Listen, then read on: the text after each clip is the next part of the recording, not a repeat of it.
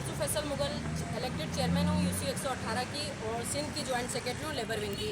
आज हम 20 सेक्शन थाने पे खड़े हैं और आज हम जो खड़े हैं डिस्ट्रिक्ट के इंफॉर्मेशन सेक्रेटरी आरिफ गफूर की वजह से यहाँ पे खड़े हुए हैं। हमारे जो प्रेसिडेंट हैं हैदराबाद के जनरल सेक्रेटरी हैं उनकी वजह से खड़े हैं। वो लोग एक तरफ तो ये कहते हैं कि हम पार्टी की वायलेशन नहीं करते, अपनी पार्टी के मसले इंसाफ हाउस में हल करते हैं, और आज हमारे भाइयों को यहाँ पर एनसी कटवाकर और यहाँ बुलवाया गया पुलिस से और बेहुरमती की गई है, इनकी इज्जत को पमाल किया गया। और आप देख सकते हैं हम 20 सेक्शन थाने में खड़े हैं और रात का 1 बज रहा है, और ये कौन सा इंसाफ है पाकिस्तान तहरीक इंसाफ का।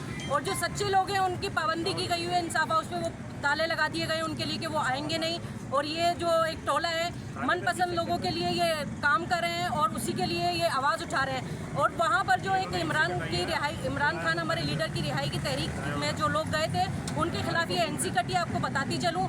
अच्छा, उनका मनपसंद टोला जो वहाँ मौजूद था उनके नाम और निशान तक नहीं लिए गए, वो तस्वीरें भी मौजूद हैं, उनके खिलाफ कुछ नहीं हुआ। लेकिन मेरे भाई जो इमरान खान के लिए आवाज़ उठा रहे थे, इमरान खान रिहाई तहरीक में जा रहे थे, उनके लिए यहाँ पे आज FIR के लिए ऑर्डर लेने के लिए MP रेहान राजपूत, उनका जो चमचा है आरिफ गफूर और हमारा टाउन चेयरमैन ओसामा हफीज़ यहाँ मौजूद थे, और हमारा अपोजिशन लीडर नुज़ैर, वो अपोजिशन किसी से नहीं करता। यहाँ एक लेडीज़ है इलेक्टेड चेयरमैन आरजू फैसल मुगल, इससे पूरी अपोजिशन करता है। हमारे जो चेयरमैन है नवाब भाई, इनसे अपोजिशन करता है। PP के मेट से अपोजिशन करते हुए उसे शर्म आती है।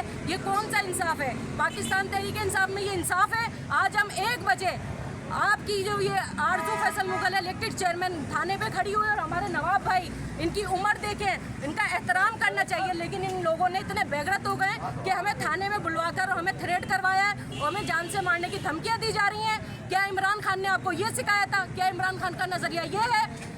कैदी नंबर 804 के लिए आवाज़ आप क्या उठाएंगे? जो आवाज़ उठा रहे हैं उनको ही आप बंद करवा रहे हैं, अपने ही लोग।